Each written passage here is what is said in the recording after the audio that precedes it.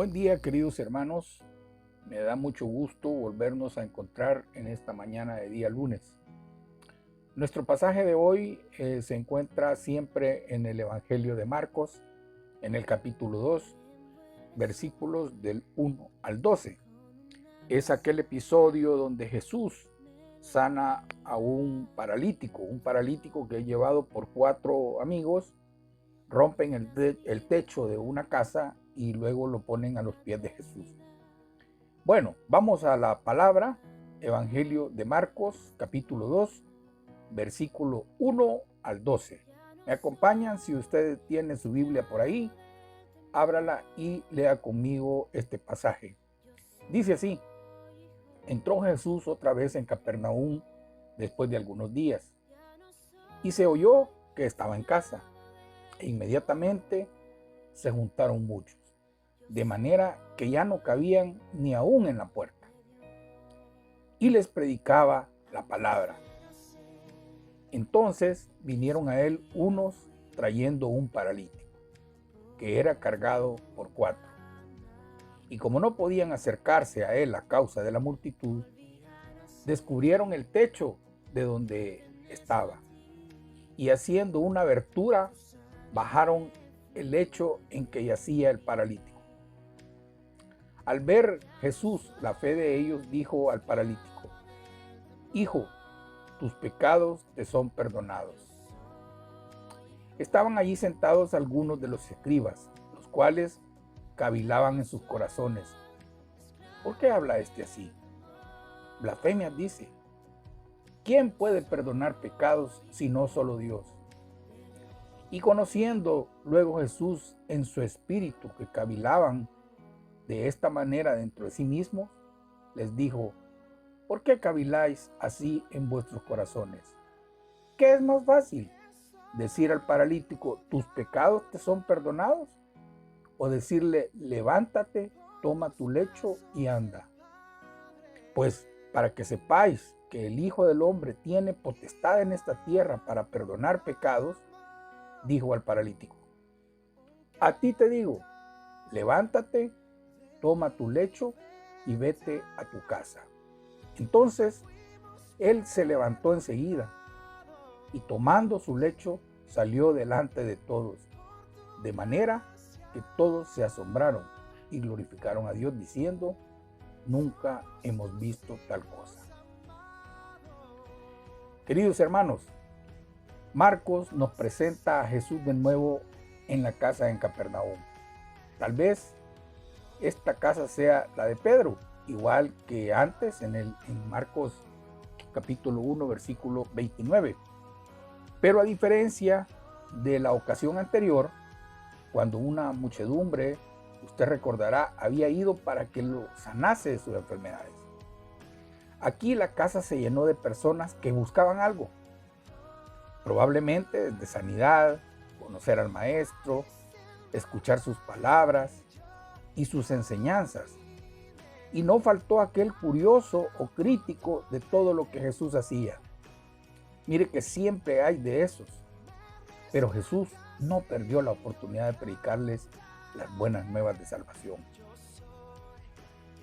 Bueno, no vamos a analizar los materiales de la casa, pues como haya sido, estos muchachos rompieron el techo, sin duda algo inusual y arriesgado.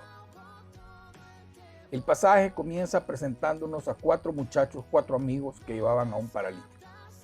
4 amigos anónimos del paralítico. Estos sí que demostraron ser amigos, miren, de verdad. Aquí la pregunta es: ¿qué tanto hacemos nosotros por nuestros amigos para que ellos reciban el regalo de la salvación? Una buena pregunta, ¿no cree? ¿Qué estamos haciendo por ellos? Aquellos amigotes, aquellos que llamamos mi mejor amigo o mi mejor amiga, ¿qué tanto hemos hecho para que ellos tengan un encuentro con Jesús el Salvador? Bueno, de hecho el Señor elogió la fe de ellos por haberse tomado tanta molestia en traerles a aquel hombre necesitado. Y por su actitud han llegado a ser también un ejemplo para aquellos que se esfuerzan en llevar a otros a Jesús. Dice la palabra que lo llevaron superando todos los obstáculos. La fe se manifiesta especialmente en aquellas cosas difíciles. La fe, sin duda alguna, debe ser nuestra respuesta a los obstáculos que se nos presentan. Así pues, la forma en que introdujeron al paralítico hasta la presencia de Jesús no era lo que podríamos esperar. Realmente estaban corriendo riesgos. ¿Qué pensaría el dueño de la casa cuando viera que le estaban destrozando el techo? ¿O qué pensaría el Señor cuando fue interrumpido de esa manera cuando estaba predicando la palabra? La fe, hermanos, nos puede llevar a hacer cosas poco convencionales. Yo he visto gente enamorados haciendo cualquier cosa por ganar a su pareja. Pero por llevar a otros a Jesús, muy pocas personas lo han hecho. El paralítico, su enfermedad lo tenía impotente, privado de toda capacidad de acción, necesitado de la ayuda de los demás, dependiendo de otros. Es triste eso, depender de otros, en cosas básicas como la movilidad de nuestro cuerpo. Y esto sirve para ilustrar, queridos hermanos, cómo el pecado nos debilita y nos puede paralizar. Sin embargo, no debemos pensar que el paralítico fuera alguien absolutamente pasivo. El pasaje también nos da por lo menos dos evidencias claras de que este hombre tenía fe. En primer lugar, cuando Jesús le mandó que se levantara y tomara su lecho, y él lo hizo porque creyó. Imposible de cumplir por sí mismo. Y esto evidenció su fe en Jesús. También creemos que el paralítico estaba plenamente de acuerdo con los amigos cuando decidieron ir a Jesús. Porque sin fe habría sido imposible que el Señor declarase que sus pecados le eran perdonados. Y es que la fe en Jesús, queridos hermanos, cambia de forma radical la vida de alguien. Y en este caso, la vida del paralítico. Esto siempre tiene que ser así. El cambio fue asombroso. Había entrado como un paralítico sostenido por 4, pero había salido caminando, cargando incluso su propia camilla. Otra cosa, había entrado como un pecador, pero había salido justificado y perdonado.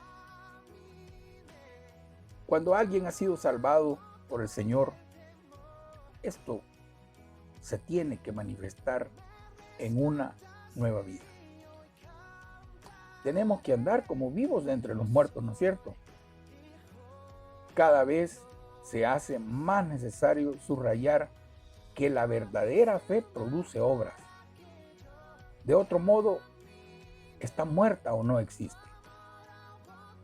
La fe, si no tiene obras, es muerta en sí misma. Santiago 2, versículo 17. Hoy en día cada vez hay más personas que dicen que creen en Cristo, pero sus vidas no cambian, siguen siendo iguales. Y lo hacen de una forma, y si lo hacen de una forma bastante tímida, que es casi imperceptible. No podemos identificar que esta persona ha nacido de nuevo. Realmente estamos en problemas cuando nosotros no evidenciamos ese nuevo nacimiento. En esos casos, o en estos casos, hasta podemos dudar de que realmente exista fe auténtica. Y será necesario repetir aquella exhortación que Pablo le hace a la iglesia de Corinto. Examinaos a vosotros mismos si estáis en la fe. Probaos a vosotros mismos. 2 Corintios 13:5. El nuevo nacimiento es un cambio tan radical que no debería dejar lugar a dudas. siempre en Corintios, en 2 de Corintios 5, 17 dice que de modo que si alguno está en Cristo, nueva criatura es. Las cosas viejas pasaron y he aquí, todas son hechas nuevas. En el pensamiento judío de aquella época, había una relación directa entre el pecado y el sufrimiento. Usted recordará probablemente aquella ocasión cuando Jesús se encontró con un ciego de nacimiento y sus discípulos le preguntaron: Rabí, ¿quién pecó, este o sus padres, para que haya nacido ciego? Juan capítulo 9, versículo 2. No cabe duda de que aquellos estaban expresando la creencia popular entre los judíos de que la enfermedad es una consecuencia directa del pecado. De algún modo, todos nosotros pensamos que puede haber alguna relación entre las adversidades que enfrentamos y los pecados cometidos. Aunque normalmente parece que lo vemos con más claridad en los demás. Usted no me dejará mentir cuando en algunas ocasiones hemos visto, hemos oído, o nosotros mismos en algún momento hemos dicho de otro: este algo estará pagando. En este pasaje, todos los judíos pensaban de ese modo y veían una clara relación entre el pecado y la enfermedad. Por tanto, un enfermo tan grave como el paralítico era un pecador con el que Dios estaba muy airado. No podemos negar que gran número de enfermedades se deben al pecado del que estamos padeciendo. También es verdad que hay otros muchos casos en los que no es así. ¿Recuerda usted a los amigos de Job cuando intentaron convencerle una y otra vez de que todos los sufrimientos que padecía eran consecuencia de sus pecados, llegando en su atrevimiento a acusarle de algunos pecados concretamente? Pero estaban equivocados. La palabra nos enseña que Job fue probado de una forma tan dura debido a su fidelidad, no a su inmoralidad. Recordemos las palabras de Dios a Satanás: ¿no has considerado a mi siervo Job? Porque no hay otro como él en la tierra, varón perfecto y recto, temeroso de Dios y apartado del mal. Job 1:8. La Biblia nos enseña con toda claridad que tanto la muerte como las enfermedades son fruto de la caída. Si Adán y Eva no hubieran pecado, no existirían todas las enfermedades y desgracias que hoy en día son tan comunes. La causa de cualquier enfermedad que podamos padecer tiene su origen en nuestra naturaleza caída, pecaminosa. En este pasaje vemos que el Señor también estableció esta misma relación cuando trató al paralítico. Vemos cómo Él se dirigió primero a la causa de su problema, cuando le dijo ante el asombro de muchos: hijo, tus pecados te son perdonados. Y a continuación también le sanó su enfermedad, es decir, las consecuencias del pecado. Al hacerlo en este orden, él quería señalar que el verdadero problema de este hombre eran sus pecados.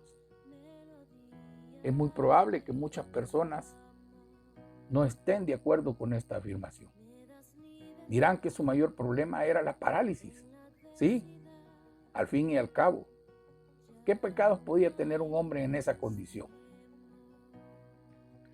Querida iglesia, hoy en día escuchamos muchas voces parecidas que nos dicen que los verdaderos problemas de la humanidad son la pobreza, la migración, el terrorismo, las guerras, el calentamiento global, el desempleo, la falta de educación, la violencia de género, la pandemia y otro sinfín de cosas que hacen que la vida de este mundo sea cada vez más difícil.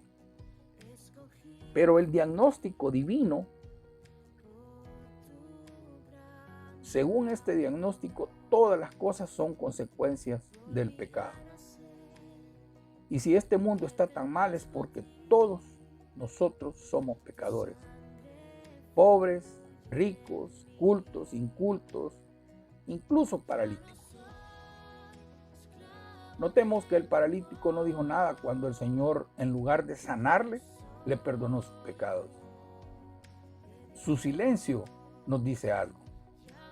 Seguramente muchos de nosotros habríamos reaccionado de una forma distinta. Señor, vine a ti porque soy paralítico. ¿No te das cuenta que ese es mi problema? Si tan solo pudiera volver a andar, todos mis problemas se terminarían. Es verdad que luego el Señor también le sanó. Pero en este punto es importante notar que el paralítico aceptó que el Señor solo le perdonara sus pecados. Parecía entender, queridos hermanos, que eso era lo que realmente necesitaba más que ninguna otra cosa. Yo espero, querido oyente, que sus pecados sean perdonados por el Señor Jesús. Antes que cualquier cosa. Es cierto, tenemos problemas, tenemos dificultades de todo tipo, enfermedades económicas, de relaciones, de trabajo. Pero lo primero que el Señor quiere hacer en nuestra vida es limpiarnos de todo pecado, perdonar nuestros pecados. Yo le pregunto, ¿sus pecados han sido perdonados? Si no, había que revisar, querido hermano, querido amigo, revisemos si realmente nuestros pecados han sido perdonados. Ese es el inicio de un cambio de vida. Pero también tengo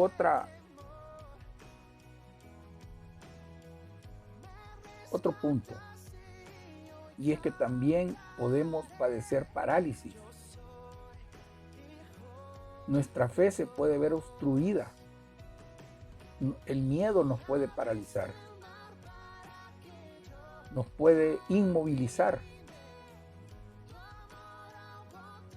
Y hoy día necesitamos ser restaurados. Necesitamos ser vitalizados por el Señor. Estamos pasando dificultades.